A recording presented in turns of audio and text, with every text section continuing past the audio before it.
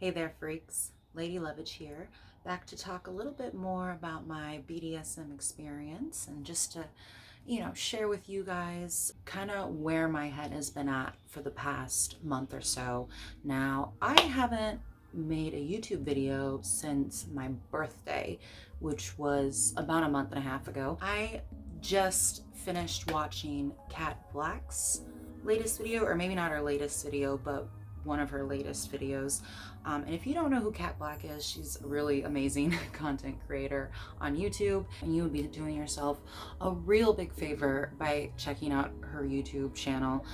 She talks really openly and honestly about her experiences in the BDSM community, which is something that I really definitely appreciate and I think there should be more of. And she's also someone who isn't afraid to be critical of the BDSM community. I definitely believe there is a tendency for a lot of people who, maybe before, when they were vanilla, they weren't very happy, they weren't having a lot of fun, they discover BDSM, they get into it, they get into these different communities, they start experiencing all of these different things that they've never experienced before, and they get very protective of the BDSM community as a whole because they don't want anybody saying anything negative about it and then that being taken away from them. It's like a lot of other communities, Gamergate, anybody, they really love it so much that they want to blind themselves, and not just themselves but everybody else, to the issues that are there in the thing that they love. And so that's why I really like Kat Blaque. And her latest video was about her very complicated feelings about consent, and a lot of what she said resonated with me. And I did kind of want to make a video, not quite in response, but just going over the ways that I kind of agree with the different things she said in her video, and also just kind of delving more into my feelings about BDSM and how much they've really changed over the past 6 months, and why they changed. I will link Kat Blaque's video down below. Please go check it out, subscribe to her, she's amazing. So in her video, Kat Blaque made a point about how BDSM is so much more accessible now in 2019, even than it was 5 years ago when I joined the community in like 2013, 2014. It's so easy to find out where these events are going on, get an invite to them, show up, and just kind of dive in head first. And I used to have this little metaphor on my FetLife profile. It said, BDSM is a lot like the X Games. I'm obviously a millennial, and the X Games were like this big thing when I was a kid. Everybody was doing extreme sports and wearing skate shoes to school when I was in elementary school, and then upwards into junior high even. The X Games are cool to watch. Like, yeah, what the things that those people are doing are amazing, right? Who doesn't want to do sweet moves on a big, scary skateboard or motorcycle or whatever?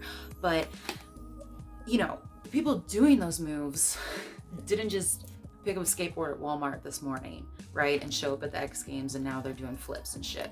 No, they have been doing this their whole lives. They've been practicing this for years, and it's because it's a pretty dangerous activity, and the only way that they are able to have the experience of landing these incredibly difficult moves and getting any enjoyment and not having to go to the hospital after all of this is because they've been practicing and building on these skills for years.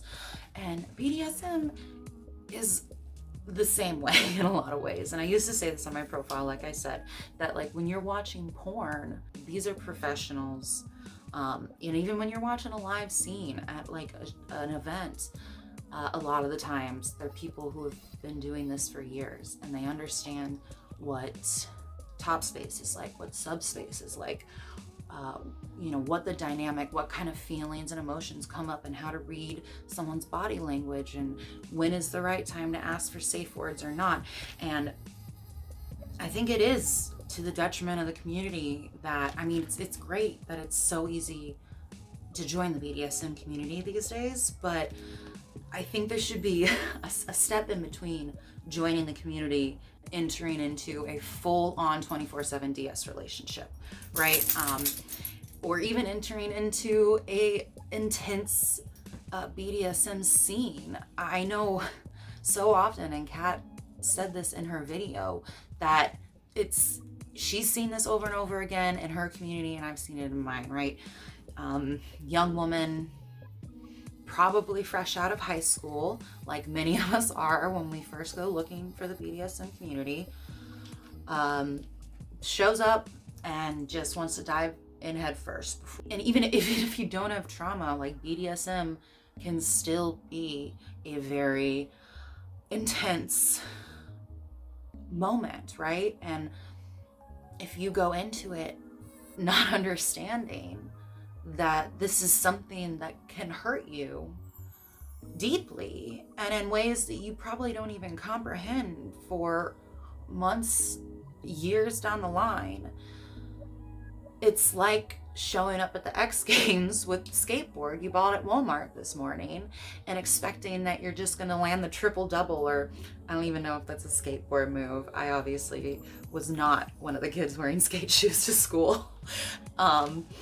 But you're not, if you try that, you're going to get hurt. And if you show up with no knowledge of what you're getting into to a BDSM event and you just start getting into it, things can very quickly and easily go wrong. Watching Kat's video, it really got my wheels spinning, I guess, where I was just like, yeah, like, a lot of this resonates, and a lot of this is the things that I've been thinking about and fixating on for days, weeks at a time over the past few months. And I had all these thoughts and I just had to get them out. There's definitely this feeling that being critical of BDSM is basically kink shaming, right? Because we're so used to critique of BDSM or coming from outside of the community, right? We're used to our Christian friends or our monogamous friends having something to say about the lifestyle and how it's not good for us or our mental health, or, having all these preconceived notions and judgments. And it's really easy for us to go, no, BDSM isn't like that. BDSM is a good thing. BDSM has been a good thing for me. It's something I really enjoy. And therefore, your judgments of it are false. I haven't experienced that in BDSM, so it must not be true. And I'm not saying that, obviously, that conservative Christians are right about BDSM. But that knee-jerk reaction to say, no, you don't know what you're talking about, also gets turned on people from inside the community who have critiques of BDSM. And I know that personally because I have often had issues with some things that I see in the community, and instead of anybody taking those issues seriously, it's just, oh, you're kink shaming, right? People don't even engage. They don't even want to listen when it comes to some of these guys. There's a difference between being critical of the BDSM community and kink shaming. There is. And it's a big difference. And there's also a difference between fantasy and reality. And I think this is where my biggest critique comes into the BDSM community, is that a lot of us take it too far.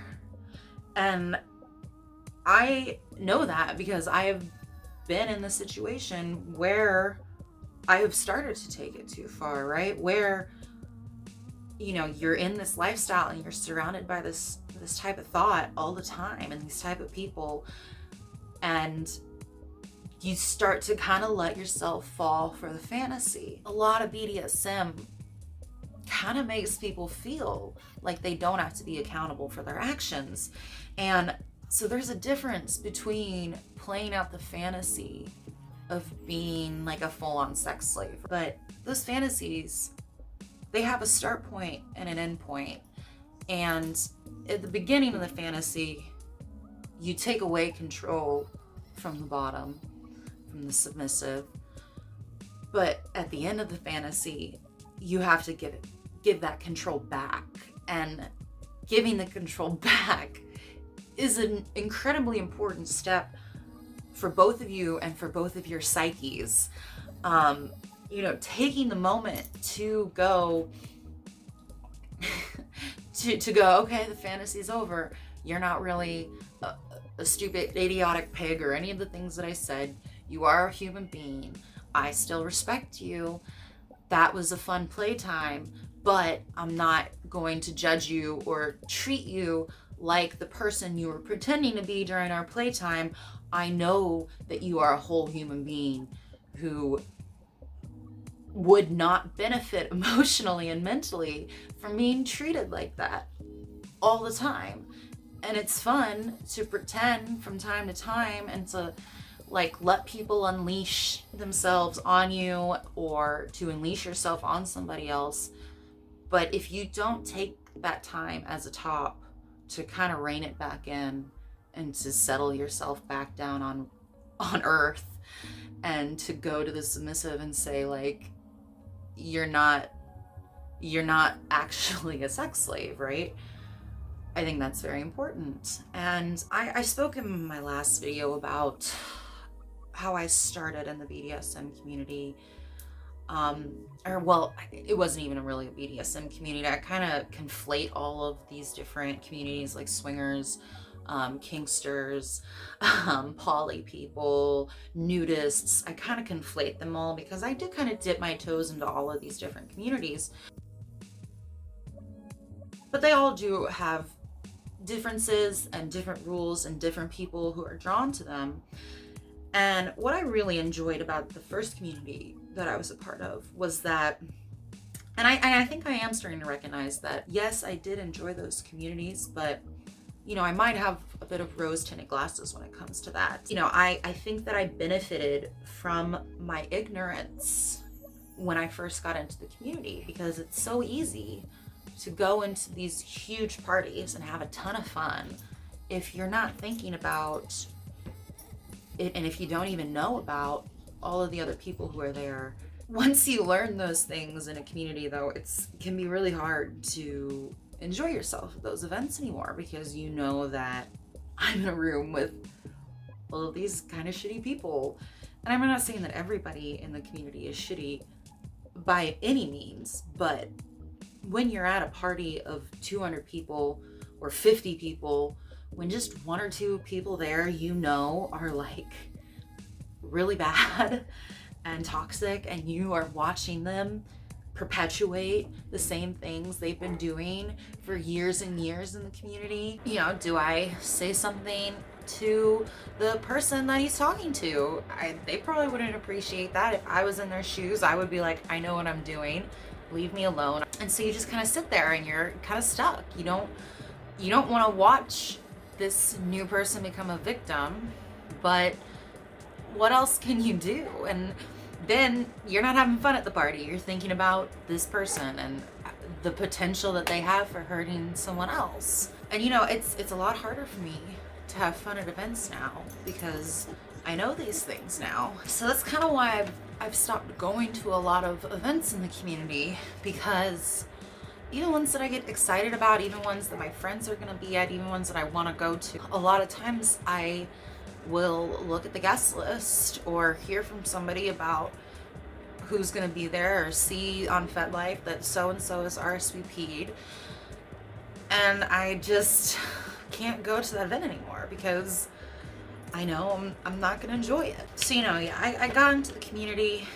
in this place where, like I said, I probably have some rose-tinted glasses as far as my memories of that community goes, but what I appreciated about the community is that, as I mentioned in my last video, there was not this extreme focus on DS 24/7 full power exchange relationships, unlike the community that I am in now, where that is treated like the ultimate form of BDSM. It is this like holy relationship that nobody is allowed to criticize and that everybody needs to be trying to strive for, that this kind of sex slave master relationship is what people should be aiming for in BDSM, and that, you know, BDSM's final goal is to turn someone or turn a couple people into full-time live-in sex slaves for one master, right? And I've never really felt that way. Like I said, I believe that BDSM is about fantasy and play. I've never really been comfortable with the idea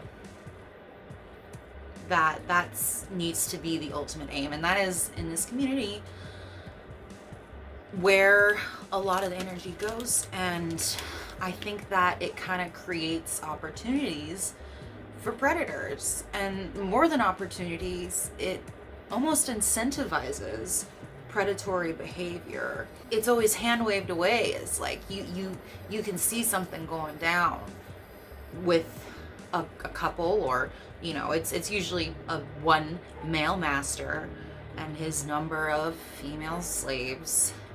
And I've been made very uncomfortable quite a few times by what I witnessed happening in these dynamics at events. And it was always hand waved away. It's just, that's their dynamic. Can't do anything about it. Like I said, don't kink shame them.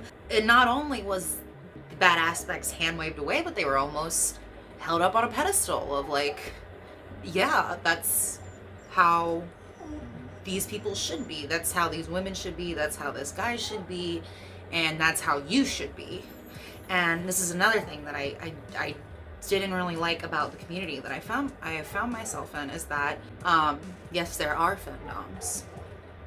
However, there is this continual expectation and hierarchy of femdoms being beneath male doms, right? Where, like, the femdoms get respect, but there's this expectation that they give reverence and respect to the male doms, that the male doms are above them in the hierarchy, and ultimately any femdom will submit to a male dom if he asks. And that is the expectation in a lot of these spaces that I go into. And the femdoms who do give reverence to the male doms, who do submit to them, those are the femdoms that are allowed at the parties. Those are the femdoms that are invited back and that everybody loves in the community. And the femdoms who aren't going to submit to these male doms, they aren't even invited around. This, again, leads into just stroking the ego of the male dom, right? That every woman, even the woman who says, like, no, I don't do that kind of thing, there's an asterisk of like, I don't do that kind of thing with most guys, but the male dom, he's special, and I will submit to him.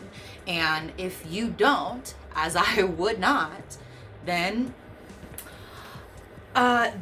these male doms who run these spaces, they are not incentivized to keep you around, and they're gonna talk shit on you, and they're gonna try to push you out of the community. Like, I know so many femdoms in this community who have stories of being pressured into submitting by these male doms, in being told things like, you're not a good femdom if you don't submit, because, you need to learn from me, obviously, how to, like, what it's like to submit, and like, you're being dangerous if you don't submit, because, and it's like, the male doms who are doing this, who are saying this, they're obviously not submitting, but they're lording themselves over all of these women. So that's a bullshit line. I came into this community and I kind of dove in, and I never wanted to submit to anybody, and I never did that, but I did kind of let myself get into this mentality that the ultimate form of relationship is the master or mistress, in very rare occasions, over their harem of slaves, right? Who are full-time, 100%, complete consensual slaves, but like completely that was always the dynamic that was like, and I even started to put that dynamic on a pedestal too, and I would try to have these dynamics with people, and it would never go very well. I never enjoyed it. I never felt like it was right, but I always thought, there's something wrong with me. There's something wrong with this partner. Like, that's why. It's not because this isn't for me. It's because I'm doing it wrong at this particular time. And it took a lot for me to realize that I was striving towards these dynamics and putting a lot of work into creating them and kind of getting nothing back and not enjoying it and not wanting it. But I was just being told from every corner, like, this, if you're a top, if you're a dom, this is what it is. This is what it has to be.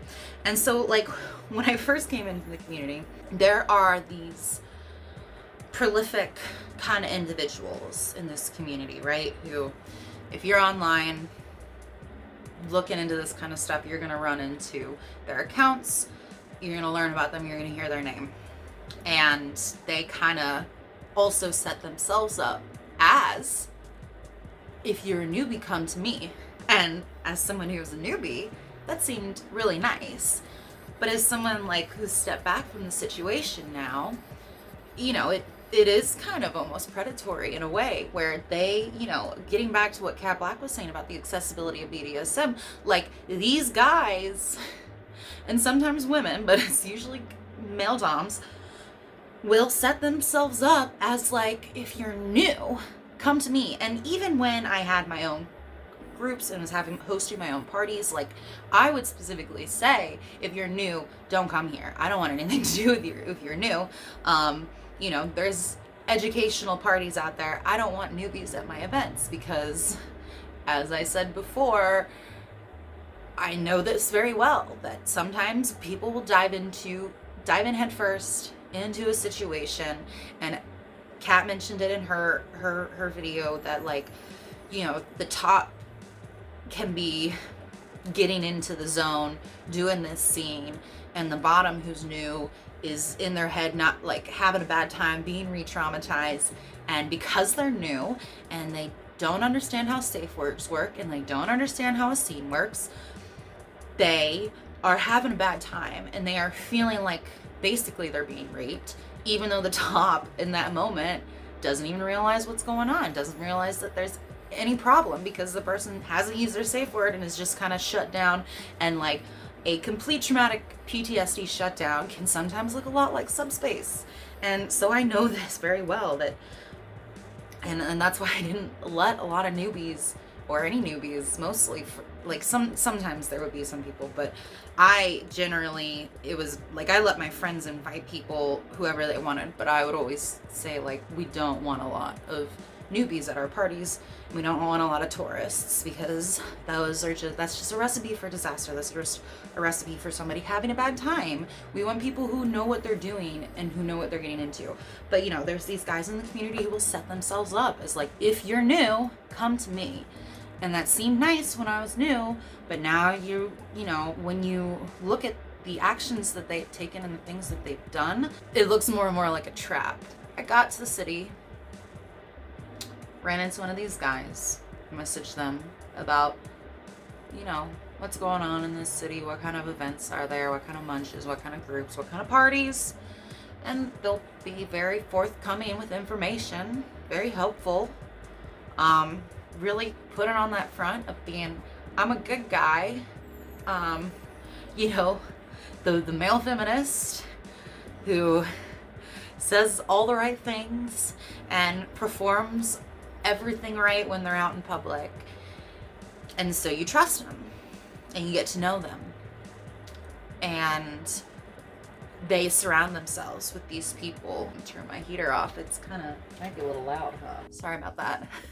So yeah, these men will surround themselves with yes men, essentially, and they kind of gang up on new people, and they just kind of flood you with this, like, oh, Master so-and-so, he's not like other men. He's not like other men. He's good. He knows about consent. He knows about feminism. He's a good man. And like, if all these people coming to you saying these things, you're like, well, it must be true. But things start to come out. The women who he got alone start to tell you about what he's like when he's alone. And these stories don't, you start to learn more and more bad things about this person. And you don't want to believe it at first, but then more and more keeps coming out from all these different people who don't know each other. And you're just like, all right, I'm done with him. I'm going to try another group. And there's always another master out there with another posse of people who are obsessed with him and who are welcoming you with open arms and going, he's not like that other master you used to know. No, this one, he's different. He's one of the good ones. And it was just the same process over and over again. And that's who runs this community, are dudes like this, right? Because the second guy turns out to be even worse than the first. And you move on to a third group and you think, oh, finally, I found my family. I found someone who's not shitty. But, oh, surprise. You talk to the ex, you talk to the people he used to know, you talk to the people he's backstabbed before, you talk to the people he's hurt before, and you're just, it's just the same process over and over again. And I feel stupid almost for falling for it over and over again when each one of these guys has the same lines of, I'm not like those other guys. Surrounds himself and with all these people who stroke his ego and who assure him that he's a good guy and assure everybody around him that he's a good guy. And maybe they know that he's not a good guy and they're covering for him for whatever reason, and maybe they don't know that he has these issues. Like, I myself have been one of the people surrounding one of these guys, telling people that come in what a good guy he is. I've been that person because I didn't know. And he hides that part of himself because, they have practice in this. They know what they're doing. They are setting themselves up. It's like this perfect trap. It's almost a cult-like mentality in a lot of these houses and these groups. And I don't know. And it's just, they control the community around here because they own the dungeons. They own the party spaces. They put on the conventions. They have all the equipment. They have a monopoly over BDSM in the city. And they create these situations where they're unstoppable. And if they face any criticism, they just get to say, don't kink shame me, essentially. I have a lot of complicated feelings. And I was thinking maybe this is just my community, but then I watched this video put out by Kat Blaque, and she's saying all these very similar things of the BDSM community, just like it's now much more accessible for any person who identifies as a sub to stumble in and get hurt. It's also possible for anybody who identifies as a dom or who identifies themselves as a master to stumble in with zero experience, nothing but their own twisted fantasies in their head driving them, and hurt somebody. And and there's such a drive in the community for doms to, like I said, being the master with sex slaves. That's the ultimate ideal. Anybody who expresses themselves any other way in the community, anybody who does BDSM even a little bit differently than that, they're treated like it's not as good. You're just playing at this, but we're doing the real work of living the lifestyle. And a lot of times what they mean by living the lifestyle is just straight up manipulating and abusing people. And it does start to feel like BDSM tries to tout itself as this place where consent, equality, feminism, intersectionality, it's this big woke party. But really, in a lot of ways, in a lot of these groups, it's not. It's a figurehead pretending to be woke because they know that being woke is going to lure them in, usually young and impressionable people who are looking for someone who is woke and considerate and who is promising them that they're gonna solve all their problems, right? And so often I see this happen over and over again where, you know, a young woman with trauma enters the community specifically trying to work through their trauma by entering the community. And I agree with Kat that that's not good. You need to see a therapist. And I have used BDSM myself to work through trauma before, and it doesn't work. And unfortunately, a lot of people join the community as an attempt to work through trauma, and they're told by these predators basically that I can heal your trauma. You just need to get on your knees and suck my cock, right? I had to say this to somebody recently. Getting cum on is not therapy. It's not therapeutic. And if these predators come in and they say like, I'm gonna help you, I'm gonna put your life together, I'm gonna figure things out for you, to these people who need help and who are trying to figure things out.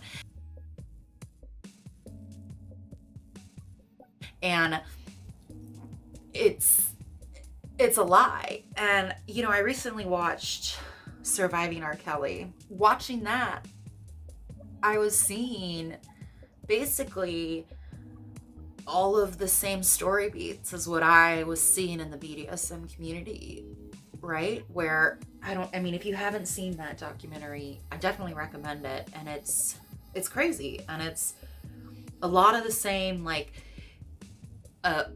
you know, this much older man presents himself as someone who is going to solve these young girls' problems, give them everything they ever imagined, and treat them so right. And that just all turns out to be a lie, to lure them in and to brainwash them and abuse them and turn them into what is essentially BDSM sex slaves. Like, if you asked R. Kelly if he was into BDSM, I guarantee you he would say no. But his relationships that he was having with all these girls was exactly what a lot of the BDSM relationships of these people who are these community leaders, it's exactly what they have with their consensual sex slaves. One of R. Kelly's defenses in his 19-minute I Admit song was that the girls wanted him to do this. This was their kink, right? And he was just feeling it. And that is the same exact excuse that a lot of these people who are community leaders who are actually predators, that's the same excuse that they use. They say, no, she wanted it. She was into that kind of shit, right? To that, I say bullshit. I believe, yes, that people have those kinks. I even understand it to some degree. It can be exciting, right? To walk on that edge of like someone who is getting close to being dangerous. There's some fun in experiencing that. But it stops being fun when that person stops being just close to dangerous and actually becomes dangerous. And that's the line that gets crossed that I think a lot of people don't realize that they are crossing that line.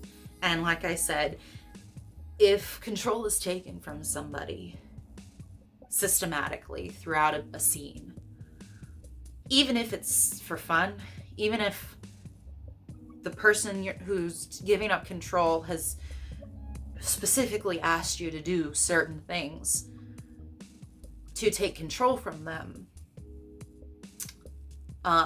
you still have to give it back afterwards. Otherwise, you are just abusing them.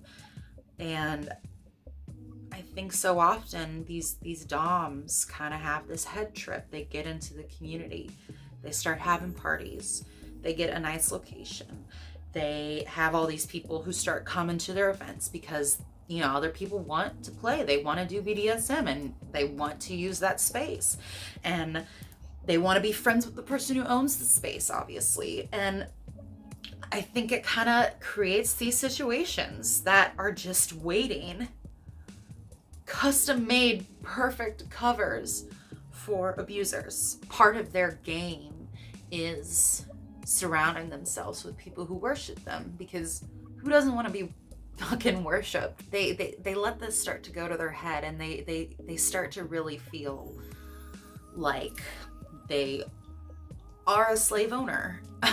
You know, they start to give in to those worst impulses. And even if they didn't get into this with strictly bad intentions, it can still be hard. I mean, I'm not denying that there are people out there who go out seeking someone to humiliate them, yell at them, kick them around, treat them like shit. I know that. I'm a professional, and I get suggestions. I get asked to do that all the time. And I know from experience what kind of a head rush that is. I think a lot of people let that go to their head and forget that it's a game. It's pretend. It's made up. It's a fantasy. You don't really own a slave. I was recently at a party in Washington, D.C., and I admit that I had a lot of expectations in my mind, and the party kind of really fell short, and I ended up getting really disappointed and just getting drunk because I was not having a good time. It was open to the public. Anybody could come if they paid the entrance fee. And in there, they just had all of these doms standing at different stations, just bringing in new people off the street, whisking them upstairs, putting them out on the bench and spanking them, tying them up, doing whatever to them. And I remember like walking around the party and realizing that that's what was going on, and kind of being confused, because I'm used to going to parties where, you know, the stuff is there, the furniture is there to play with if you need it, you know, for anybody to play with, and people come with a partner or a couple partners that they're going to play with, or they meet up with friends that they're going to play with at the party, and then they use that equipment. At this party, tops have been paid to be there, to bring their personal furniture to the bar, and then they were the only ones allowed to use that furniture through the night. And I didn't know that when I went to the party, because I went wanting to try to do a scene with someone and not realizing that basically there was no point in being a top at this party. Basically, everyone there was just expected that they would be trying to bottom for all these tops, and it was full of a lot of vanilla people. I spoke to a lot of different people who were, you know, never experienced anything like this.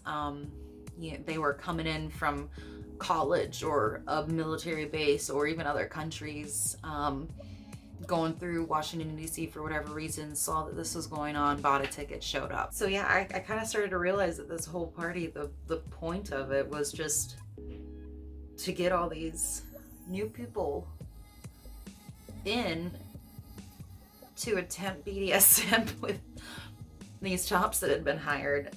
And I didn't like anything about that situation or scenario. So I was very uncomfortable by that.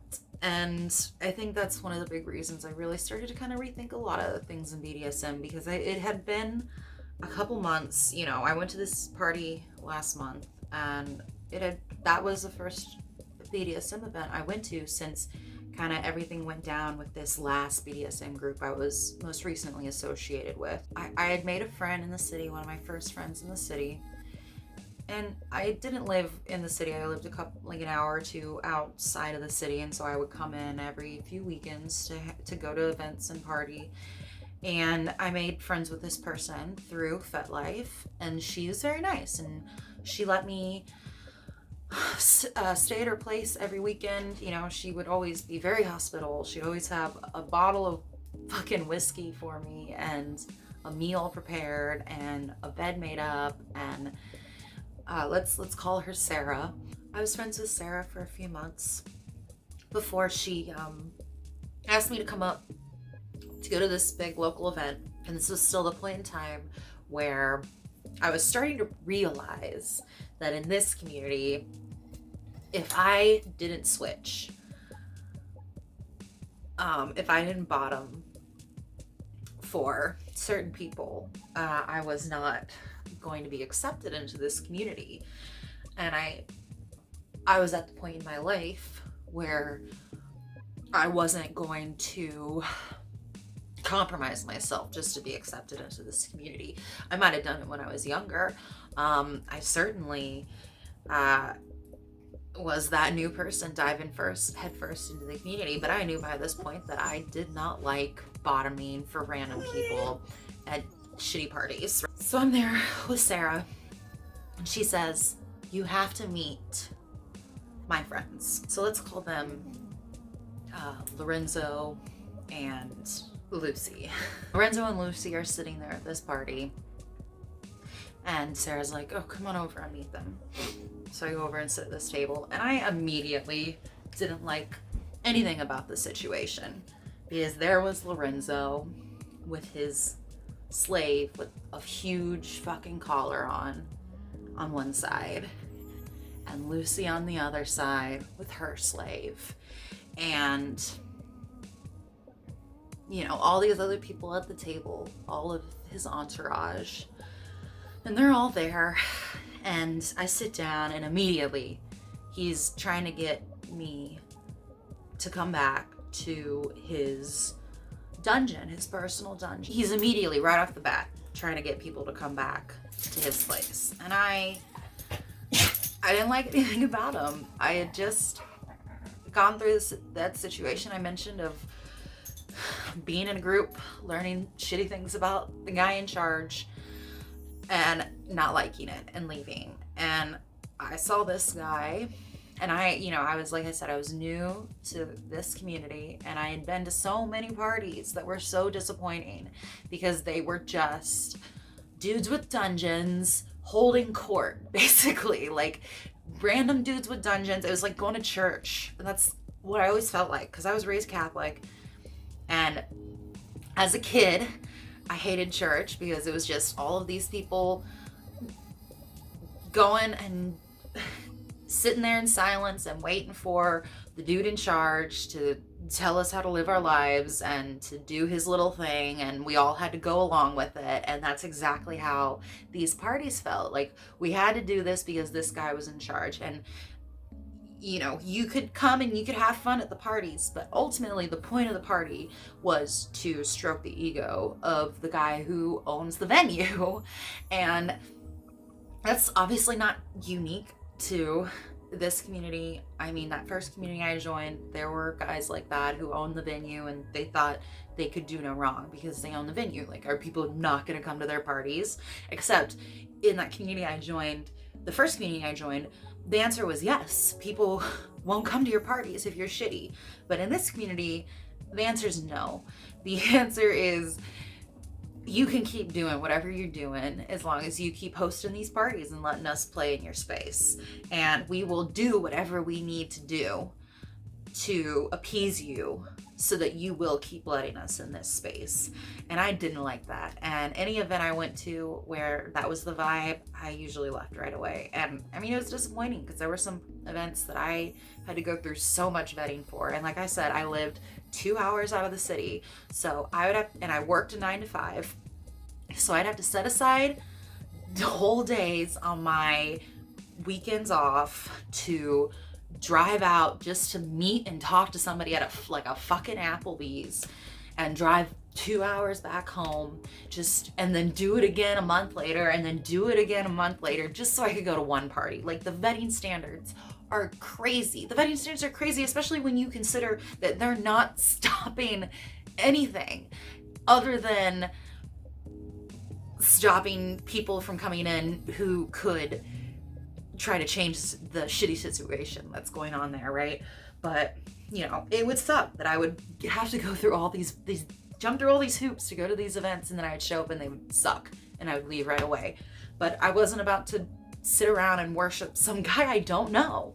And so Sarah introduced me to Lorenzo, and I look at him, and it takes me about 30 seconds to realize what kind of guy he is and to want to walk away. And I did not go back to his apartment, to his dungeon that night. And I didn't even speak to him for another 2 years. Through those 2 years, I moved into the city and I was still friends with Sarah. And as soon as I moved into the city, Sarah says, I want you to come meet Lucy because I think you guys will be friends. So we set up a brunch together and I met Lucy, and I liked Lucy a lot.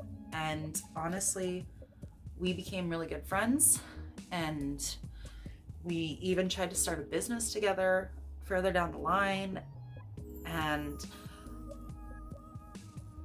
I became very close with Lucy, and I think that losing her friendship might be the hardest part of everything that went down that followed. But so at that point I met her, I really liked her. We started hanging out and she was friends with Lorenzo, right? And I knew that. And I knew that they had tried to start a house together before and that it had not gone well. I knew that they had dated in the past and that Lorenzo still pursued Lucy in a sexual manner from time to time. Even when he wasn't saying that straight to her face, he was telling everybody else around him that he wanted to have sex with Lucy. I was dating my current partner, and my partner starts getting messages from Lorenzo over FetLife asking them to go on a date. And he messaged me and sent a very nice, respectful message. And this is where that I'm not like other guys starts, right? He asked me permission to take my partner out on a date. He was very polite, very punctual, checked in a lot, like wanted to make sure everything went smooth. My partner liked him a lot, invited him over, and I got to know Lorenzo. And you know, he's a lot older than me, but obviously I deal with older men a lot, and so I know how to deal with guys like him. He got injured around that time. He asked my partner to come over and help him do some things around the house because he was injured. And that's when I went over and saw his apartment for the first time. And it is a really nice space. And I was headmistress of Club Femme at the time. But even when I was being asked to be headmistress of Club Femme, you know, they were asking me about my relationship. And they were making me feel like I wasn't a good, like the international headmistress was talking to me on the phone and was saying that all the other headmistresses had all these concerns about me because I wasn't dating a man. Even these people who claim to be trying to get more women into BDSM and into being dominant, even they are gatekeeping. But anyway, I was headmistress, needed somewhere to have parties. And Lorenzo's like, why don't you have your parties here? I said, sure. And this whole time, there's Lucy telling me how great Lorenzo is, how he's not like other guys, how she's bottomed for him, she's dated him, she's had sex with him, and he's the greatest guy she's ever known. Encouraging me to let my partner date him, encouraging me to have events at his place. And I did. I started to host events there. And I don't want to go too much into what all went down with that particular situation, but I will say I did, while I was associated with those people, I really did kind of start to fall into that similar kind of mindset because I was seeing success. I was hosting these events and I was seeing a lot of success. And like I said, that goes to your head when you've got all these people showing up, being so grateful that you're having events, telling you how awesome and amazing you are, wanting to have sex with you, do scenes with you, be involved with you, telling you, like just stroking your ego. Like it's so easy to kind of fall into that, right? To let yourself go in that fantasy. And I really did start to let myself go in that fantasy for a little bit. There was always something crazy going down, right? Once I got surrounded by all these different people who were calling me their sister, who were saying they'd do anything for me. But there was always drama going on. There was always somebody we had to hate. There was always somebody being pushed out of the community. There was always somebody that we had to stop talking to, had to cut ties with, couldn't talk to again. They were crazy. You can't listen to them. You know, it was always somebody new. And this person would get pushed out and there'd be another person right there ready to take their place. And that person was usually someone new to BDSM and someone young.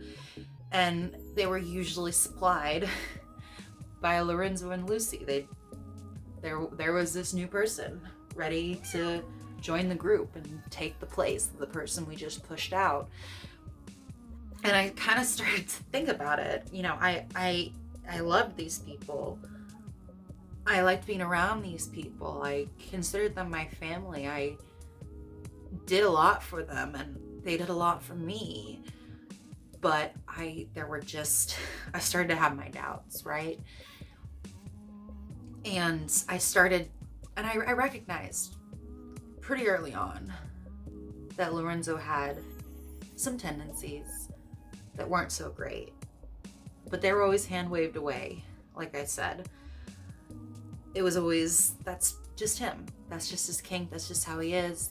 You're not going to change him. At one point, he lost his submissive, his girlfriend at the time, who was about 20 years younger than him and who he started dating while she was in college, and who one day I was friends with her, and then one day she was gone and we couldn't talk to her, and according to Lorenzo, she backstabbed him, right? And left him for another man, and he was so betrayed. And I knew that they'd had a very rocky relationship up to this point.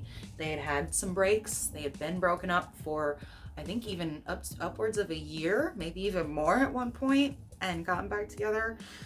But, you know, he was very distraught. He was also dating my partner at this time. So we go over there and talk to him. And he starts talking about this relationship he had with this girl from the very beginning, telling me things about the relationship that I didn't know. Because when I first met him, that very first time I met him, the girl that was sitting there with the giant collar on, that was his young girlfriend. And they had been together for a few years on and off. They weren't together when I met him again a few years later, but then got back together and then broke up again.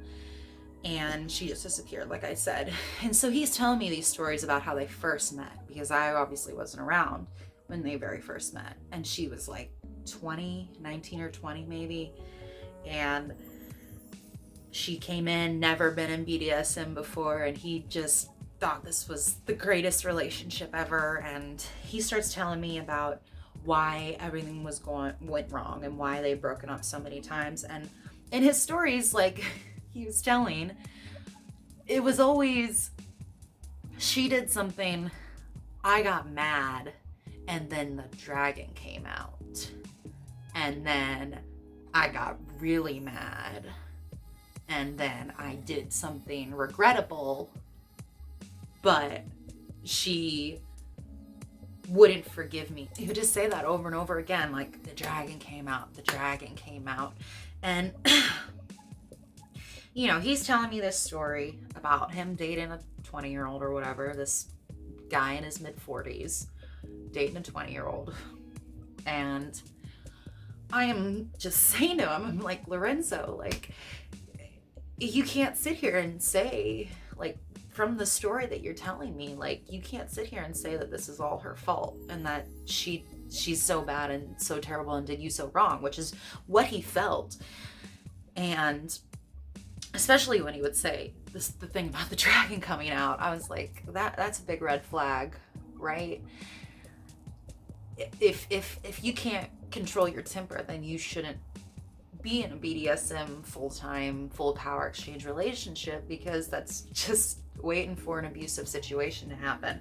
And I said all these things to his face. He was beaten up by this girl breaking up with him, but he didn't miss a step. Like, he had another 20-year-old and another, all these young women that he's having sex with. And I just kind of started thinking, like, I mean, well, and they weren't always super young, but they were always brand new to BDSM, right? And had never been in a BDSM relationship before. And I started to think, like, if you call yourself a master in the BDSM community and you present yourself as this, like, educator and this person who's so concerned with consent and with, you know, feminist issues and sexual and gender identity, and you're so open and you're so whatever, like, why do you need to date people that don't have any experience? Why do you need to set yourself there to grab up a girl as she's walking in the gates? Like, why, if you're experienced in BDSM, don't you want an experienced partner with you? Like it just never made any sense to me. Like, don't you want someone who knows what they're doing, who you don't have to hold their hand through? And I guess the answer for people like him is no. They don't want someone with experience. They want someone young. They want someone ignorant. They want someone who doesn't know the red flags, because someone who knows what the red flags are going to see them and are going to walk away. And then, of course, he kind of turned the dragon on me, and I got to kind of experience that firsthand, and I wasn't happy about it. I talked to Lucy about it, how, you know, he can't talk to me like that. He can't treat me like that. He can't accuse me of those things. And she sided with him and basically kind of stabbed me in the back. That's probably what hurt the worst, honestly. I'm such a womanist and such a supporter of other strong women, and, like, men come and go, but that kind of friendship that you have between someone who's your equal, you know, that's very rare. And I was very sad about that situation, as I became the one that was being pushed out and replaced, as I had seen so many others before get pushed out and replaced. All of those people who had been pushed out and replaced before, suddenly they're showing up in my DMs. They're telling me these very familiar stories. I'm hearing from, you know, the ex that disappeared and her side of the story. And I'm hearing all of the parts that were kept hidden from me. Just like I was watching Surviving R. Kelly, part of that brainwashing is testing them, is testing the people who come close to you by getting mad at them and unleashing your dragon on them and seeing how they react. And I reacted by saying, fuck no, you're not going to treat me like that. You're not going to treat my partner like that. And so I had to go. I wasn't going to put up with it. And that is unfortunately how so much of the BDSM community is. So, God, what have I even said today? I don't even know. I've been rambling now for way too long. I don't know if I have a conclusion, other than I think it's time, and I think the BDSM community is ready for us to start figuring out how we want it to be as we go into the future. The BDSM community does try to be very aware of consent and those who violate it. Unfortunately, the people who are the consent violators know this, and they will turn that angry mob of people ready to oust a consent violator onto the people that they don't like, because they know that just by saying so-and-so did X, Y, and Z, it doesn't even have to be rape, man. Like, I mean, these guys who run these communities, they will kick people out for nothing. They will kick you out for just not giving them the reverence they think they deserve. They'll kick you out for not being fuckable enough. Like, I know one guy who has a big space in the community who he will kick out male submissives just because he doesn't want to fuck male submissives. He keeps all of the ladies around, dominant or submissive or switch. He keeps them around. He keeps the male doms around to support him and stroke his ego. But male submissives, he has no use for. So he finds some arbitrary reason, and I have talked to so many, that male submissives who just have been kicked out of this space and banned, and then the guy who owns the space will go around and try to get them banned from other spaces too, just for the stupidest reasons. I mean, one time he kicked someone out just for bundling up rope wrong. Like, it's crazy. And you know, these guys, they know, these people these abusers, they know that there is a way to get rid of naysayers. And they know that they have the power to do that, and that all they have to do is tell their followers, oh, this person is a bad person. Nothing specific.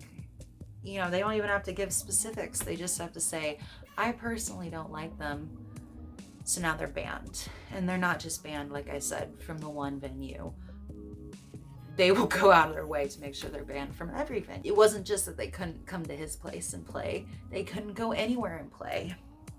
And I mean, I've seen people get kicked out for talking to a submissive that they didn't know that belonged to someone else, and they didn't know they weren't supposed to talk to that submissive. And like, that's where it gets really fucked up, right? Like, you can't force other people to be involved in your DS relationship, in your DS dynamic. Like, if you guys want to have your private little fun, fine. But you can't get pissed off at other people for treating your partner like a human when you have decided that they're not going to be treated like a human tonight. Like, if you don't want anybody ruining your fantasy, then stay at home. Don't come out in public. But like, it's crazy that these people, they just have all this power, and they just kick people out of the community just because they don't like them and they don't want them around. I mean, I love being a pro dom a lot, and that's definitely not something I want to stop. But as far as participating in the community, it's not something that I want to do. And it's not, you know, it's something that I've tried so long, for so many years, to have fun at, because I had fun with it at first.